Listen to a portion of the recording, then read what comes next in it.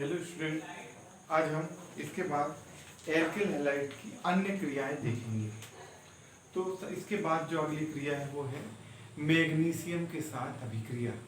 तो जब alkyl halide की शुष्क ईथर की उपस्थिति में मैग्नीशियम के साथ क्रिया की जाती है तो एल्किल मैग्नीशियम हैलाइड बनते हैं, जिन्हें ग्रिग्नार्ड अभिकर्मक कहते हैं।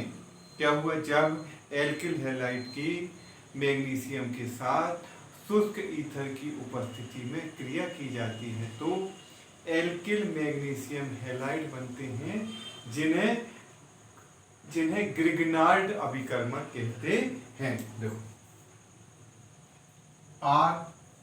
RX ये हुआ एल्किल हैलाइड, क्रिया हुई मैग्नीशियम के साथ, उपस्थिति है ईथर की। जब एल्किल हैलाइड की मैग्नीशियम के साथ शुष्क ईथर की उपस्थिति में क्रिया की जाती है तो अब देखो क्या होता है कि मैग्नीशियम की होती है दो संयोजकता, तो इसकी एक संयोजकता से R जुड़ जाता है और एक संयोजकता से X जुड़ जाता है। तो ये बना R Mg और X। मतलब क्या हुआ कि मैग्नीशियम से एक तरफ X जुड़ गया और एक तरफ R जुड़ गया। मतलब ऐसा समझो कि ये जो है हमारे पास दो हाथ हैं, तो हमने किसी दो, जैसे ये पेन है इससे हमने दो हाथ है हमारे, तो हमने क्या किया, एक तरफ पकड़ लिया पेन और एक तरफ पे लिया पेन का ढक्कन। ऐसे ही देखो ये जो है एक तरफ पकड़ लिया पेन और एक तरफ पकड़ लिया पेन का ढक्कन। मतलब मैग्नीशियम से पेन भी जुड़ा है और पेन का ढक्कन भी जुड़ा है, R भी जुड़ा है और X भी जुड़ा है। पहले क्या था, पेन और ढक्कन जुड़े थे, R और X जुड़े थे। अब क्या हुआ, बीच में आ गया ये मैग्नीशियम। अब देखो इसको कहते हैं एल्किल मैग्नीशियम हैलाइड। देखो वही का वही नाम है, इसका नाम एल्किल, इसका नाम मैग्नीशियम, इसका नाम हैलाइड। ये कहलाएगा एल्किल मैग्नीशियम हैलाइड। पर ये इसको जो इसको जो जिस नाम से जाना जाता है वो कहलाता है ये कहलाता है ग्रिग्नार्ड अभिकर्मक। ये कहलाता है ग्रिग्नार्ड अभिकर्मक। अब देखो जैसे CH3 Br प्लस Mg ये हुआ ईथर, तो वही हुआ CH3 Mg और Br। क्या होगा, मेथिल मैग्नीशियम ब्रोमाइड। ये होगा methyl magnesium bromide CH3 MgBr। C2H5I plus Mg उपस्थिति ईथर की। एथिल आयोड, देखो ये हुआ मेथिल ब्रोमाइड प्लस मैग्नीशियम उपस्थिति ईथर की, तो ये बना मेथिल मैग्नीशियम ब्रोमाइड। ग्रिग्नार्ड अभिकर्मक जो एक सामान्य नाम ही एक ग्रिग्नार्ड। अब क्या हुआ, C2H5 ethyl iodide plus magnesium उपस्थिति में ईथर की, तो ये बना C2H5Mg और I। एथिल मैग्नीशियम आयोडाइड, ये बना एथिल मैग्नीशियम आयोडाइड। फिर C6H5I आयोडोबेंजीन प्लस मैग्नीशियम उपस्थिति ईथर की, तो बना C6H5MgI। मतलब phenyl magnesium iodide, phenyl magnesium iodide. तो देखो क्या हुई बेटा क्रिया कि जब एल्किल है, अब देखो केवल तीनों को बोलना, जब एल्किल हैलाइड की शुष्क ईथर की उपस्थिति में मैग्नीशियम धातु के साथ क्रिया की जाती है तो एल्किल मैग्नीशियम हैलाइड बनते हैं। इसे बनते हैं जिन्हें ग्रिग्नार्ड अभिकर्मक कहते हैं। उदाहरणार्थ मेथिल ब्रोमाइड के साथ methyl magnesium bromide, ethyl iodide के साथ एथिल मैग्नीशियम आयोडाइड और आयोडोबेंजीन के साथ फेरेन मैग्नीशियम आयोडाइड बनता है। ये हो गई तुम्हारी ग्रिग्नार्ड अभिकर्मक बनाने की विधि। ये होगा हमारी एल्किल हैलाइड की मैग्नीशियम के साथ अभिक्रिया। अब इसके बाद एक जो पिछले साल हमने पढ़ा था पेट्रोलियम। तो पेट्रोल में जो पेट्रोल हम उपयोग करते हैं इसमें होती है जिसको बोलते हैं अपस्फोटन।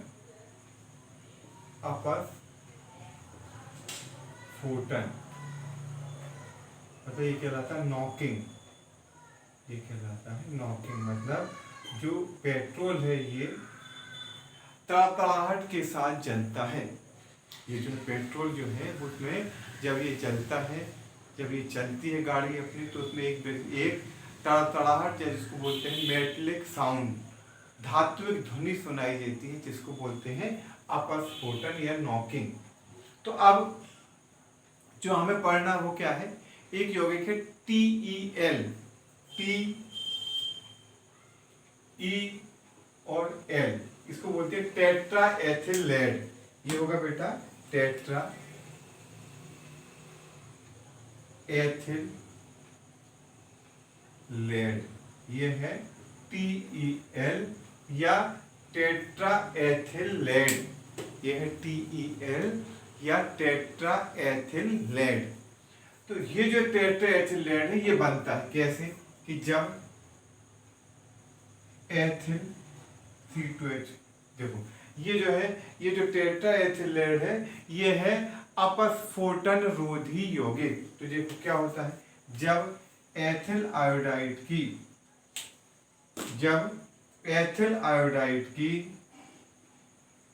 लेड और सोडियम की मिश्र धातु के साथ, जब एथिल आयोडाइड को लेड और सोडियम की मिश्र धातु के साथ अभिकृत किया जाता है तो ये बनेगा C2H5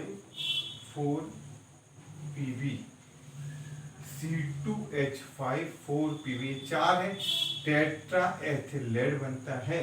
इसमें बनता है टेट्रा एथिल लेड। जो टेट्रा एथिल लेड है ये अपस्फोटन रोधी यौगिक है।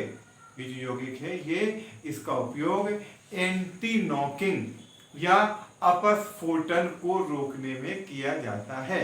ये जो है अपस्फोटन रोधी यौगिक के रूप में उपयोग किया जाता है।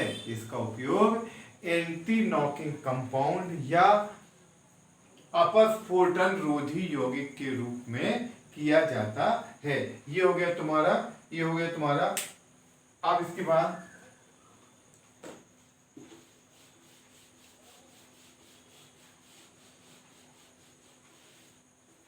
अब अगली क्रिया है फ्रैंकलैंड अभिक्रिया।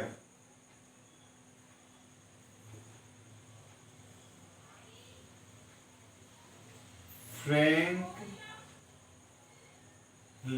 अभिक्रिया जब एल्किल हैलाइड की अल्कोहल की उपस्थिति में जिंक धातु के साथ अभिक्रिया की जाती है। जब एल्किल हैलाइड की जिंक धातु के साथ अल्कोहल की उपस्थिति में क्रिया की जाती है तो एल्केन बनते हैं। इस क्रिया को फ्रैंकलैंड अभिक्रिया कहते हैं। जब एल्किल हैलाइड की अल्कोहल की उपस्थिति में जिंक धातु के साथ अभिक्रिया की जाती है तो एल्केन बनते हैं। इस अभिक्रिया को फ्रैंकलैंड अभिक्रिया कहते हैं। R single bond R plus ZnX2। उदाहरण C2H5Br plus Zn plus Br C2H5। तो ये बन जाएगा ZnBr2 निकल जाएगा प्लस ZnBr2 और ये बन जाएगा C2H5 मतलब C4H10 मतलब ये बन गया ब्यूटेन। ये जो बना ये बना ब्यूटेन। ये जो क्रिया है ये अभिक्रिया कहलाती है फ्रैंकलैंड अभिक्रिया। ये जो क्रिया है ये कहलाती है फ्रैंकलैंड अभिक्रिया। तो क्या हुई, जब एल्किल हैलाइड की सोडियम की उपस्थिति में जिंक धातु के साथ अभिक्रिया की जाती है तो एल्केन बनता है। इस अभिक्रिया को फ्रैंकलैंड अभिक्रिया कहते हैं। ये जो क्रिया है ये कहलाती है फ्रैंकलैंड अभिक्रिया। ठीक, अब इसके बाद जो है ये तुम्हारा हो गया एल्किल हैलाइड। अब इसमें हमें जो अगला पढ़ना है वो है ट्राई हेलोजन यौगिक, जिसको बोलते हैं, जिनको कहते हैं क्लोरोफॉर्म, ब्रोमोफॉर्म और आइडोफॉर्म। मतलब CH Cl3 ये कहलाता क्लोरोफॉर्म, CHBr3 ये कहलाता ब्रोमोफॉर्म, CHI3 ये कहलाता है आइडोफॉर्म।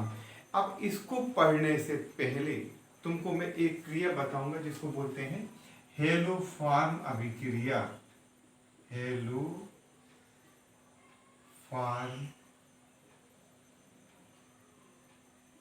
अभिक्रिया। तो वे यौगिक जिनमें CH3 C double bond O समूह उपस्थित होता है या ऑक्सीकरण से बनता है, वे यौगिक जिनमें CH3CO समूह उपस्थित होता है या ऑक्सीकरण से बनता है, वे यौगिक जिनमें CH3CO समूह उपस्थित रहता है या ऑक्सीकरण के द्वारा बनता है, उनकी क्षार तथा हेलोजन के साथ क्रिया करने पर, जब वे यौगिक जिनमें CH3CO समूह होता है उनकी क्षार तथा हेलोजन के साथ क्रिया करने पर जो है वो हेलोफॉर्म बनता है। ये बनता है हेलोफॉर्म बनता है। इस अभिक्रिया को हेलोफॉर्म अभिक्रिया कहते हैं। जब यहाँ क्लोरीन लेंगे तो ये CHCl3 क्लोरोफॉर्म बन जाएगा। जब यहाँ ब्रोमीन लेंगे तो ये CHBr3 ब्रोमोफॉर्म बन जाएगा। जब यहाँ आयोडीन लेंगे तो ये CHI3 आइडोफॉर्म बन जाएगा। तो जो हेलोजन मतलब क्लोरीन, ब्रोमीन और आयोडीन। तो बेटा जब देखो वे यौगिक जिनमें CH3CO समूह उपस्थित रहता है या ऑक्सीकरण से उत्पन्न होता है कि मतलब या तो पहले से CH3CO समूह हो या ऑक्सीकरण से उत्पन्न हो कि क्षार तथा हेलोजन के साथ अभिक्रिया करने पर, क्षार तथा हेलोजन के साथ अभिक्रिया करने पर हेलोफॉर्म बनते हैं। इस अभिक्रिया को हेलोफॉर्म अभिक्रिया कहते हैं। उदाहरण, जब क्लोरीन लेंगे तो क्लोरोफॉर्म बनेगा CHCl3। जब क्लोरीन लेंगे तो CHCl3 क्लोरोफॉर्म बनेगा। जब ब्रोमीन लेंगे तो CHBr3 ब्रोमोफॉर्म बनेगा। जब आयोडीन लेंगे तो CHI3 आइडोफॉर्म बनेगा। मतलब क्लोरोफॉर्म भी बन सकता है, ब्रोमोफॉर्म भी बन सकता है और आइडोफॉर्म भी बन सकता है। ये जो क्रिया है ये कहलाती है हेलोफॉर्म अभिक्रिया। ये क्रिया कहलाती है हेलोफॉर्म अभिक्रिया। अब देखना है क्या है कि अब क्या होता है। तो देखो जो CH3 है जब उसकी हेलोजन के साथ क्रिया होती है, मतलब किसके साथ, X2 के साथ या Cl2 के साथ या Br2 के साथ या I2 के साथ। अब मैं तुमको ये बताता हूं कि क्या होगा जब कोई भी यौगिक जिसमें कि CH3CO समूह उपस्थित होगा, कोई भी वह यौगिक जिसमें CH3CO समूह उपस्थित होगा, जब उसकी हेलोजन मतलब H2Cl2Br2 या I2 के साथ क्रिया की जाएगी तो क्या होगा। तो उसमें क्या होता है बेटा, देखो सबसे पहले जो CH3CO है ये बदलेगा CX3CO में, मतलब तीनों H की जगह तीनों X आ जाएंगे। जब क्लोरीन होगी तो तीनों Cl आ जाएंगे, जब ब्रोमीन होगी तो तीनों Br आ जाएंगे, और जब आयोडीन होगी तो तीनों आयोडीन आ जाएंगे। तो ये हो गया CX3CO। अब ये CH3CO जो होगा ये क्रिया करेगा क्षार से। क्षार है जैसे NaOH, तो ये इससे ये एक H ले लेगा। तो जब इससे ये एक H लेगा तो देखो CH अभी CX3 है, बंद टूट जाएगा, इससे H जुड़ जाएगा तो बन जाएगा CHX3। तो यदि ये क्लोरीन होगा तो CHCl3 बन जाएगा, ब्रोमीन होगा तो CHBr3 बन जाएगा, और आयोडीन होगा तो CHI3 बन जाएगा। तो ये जो है ये कहलाती है हेलोफार्म अभिक्रिया। देखो हेलोफार्म अभिक्रियाएं याद करने के लिए हमें क्या पता है कि वे यौगिक जिनमें CH3CO समूह उपस्थित रहता है, जब उनकी हेलोजन के साथ क्रिया होती है तो हेलोजन और क्षार के साथ क्रिया होती है तो हेलोफार्म बनता है। ये तो होगी लिखने की, समझने के लिए कि जिनमें CH3CO समूह रहेगा वो CH3CO समूह पहले CX3CO समूह बदलेगा, और जो CX3CO है ये NaOH से एक H ले लेगा और ये बना लेगा CHX3। अब देखना बेटा, अब इसको बनाने की विधि, तो अब हम आ गए CHCl3 या क्लोरोफार्म पर। ये आ गए क्लोरोफार्म पर। तो क्या होता है कि जब एथिल अल्कोहल या एसीटोन को, जब एथिल अल्कोहल या एसीटोन को विरंजक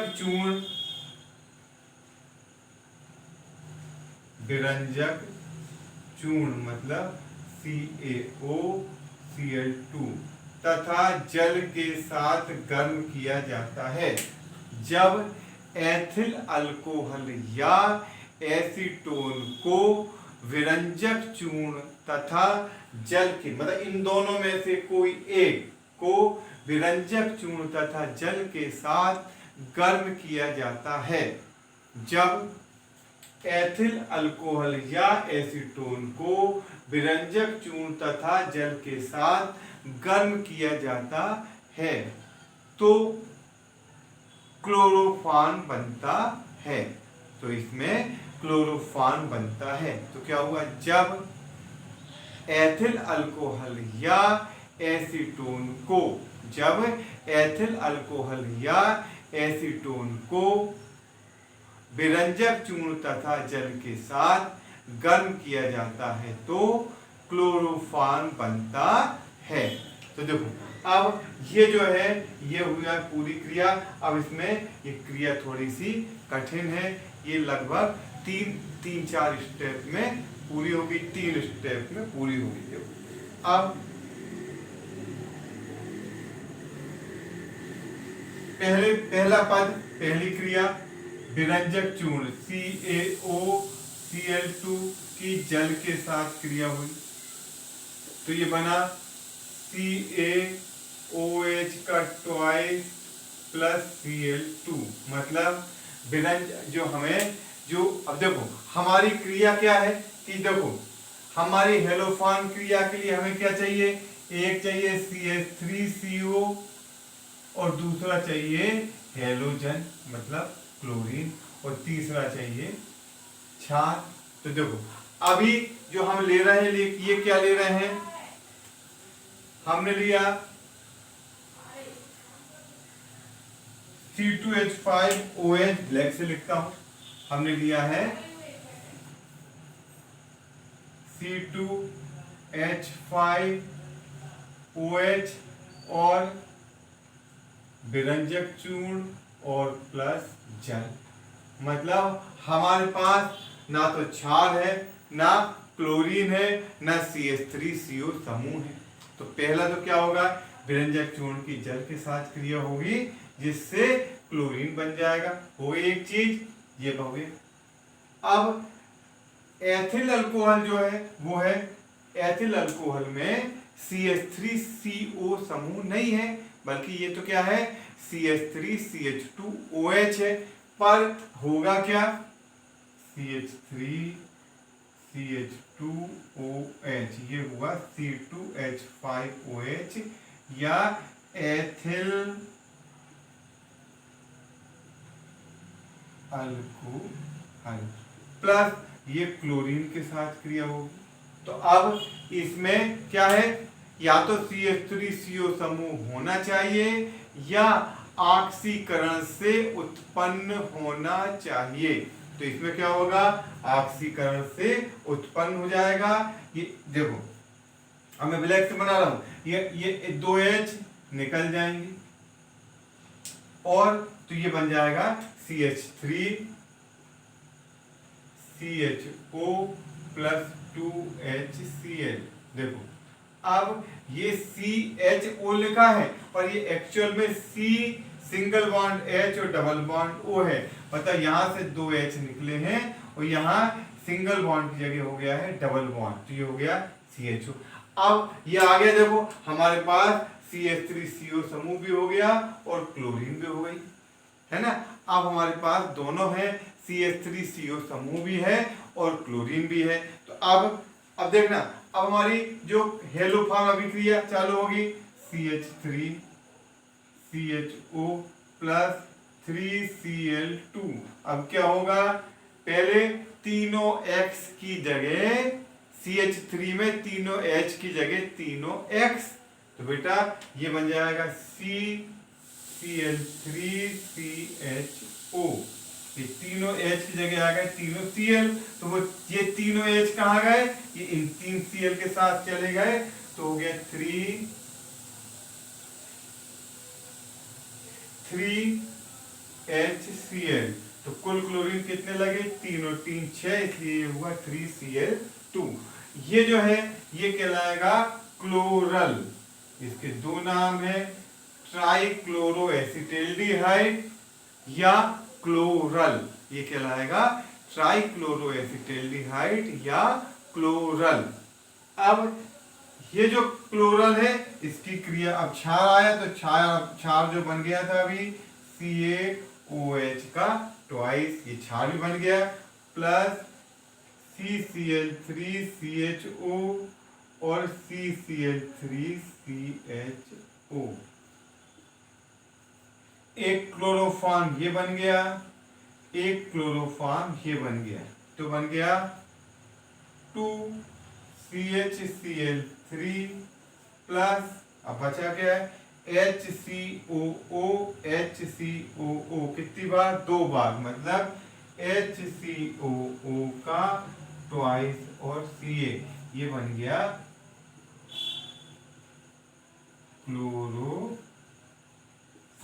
तो क्या हुआ कि जब एथिल अल्कोहल या एसीटोन की, जब एथिल अल्कोहल या एसीटोन की विरंजक चूर्ण तथा जल के साथ विरंजक चूर्ण तथा जल के साथ गर्म किया जाता है तो क्लोरोफॉर्म बनता है।